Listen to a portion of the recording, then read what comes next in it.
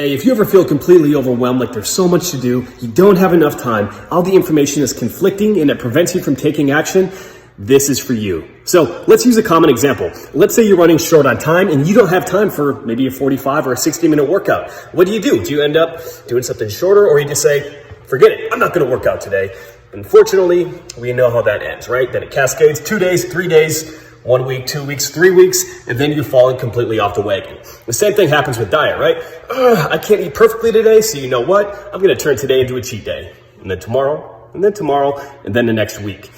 Instead of beating yourself up over not being able to be perfect, instead try this. Take the one simple next action step that you can do to be a little bit better today.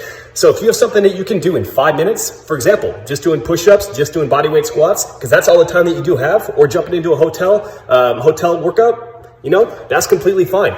But don't chase perfection to the extent where you are unable to make consistent progress because you have the all or nothing perspective.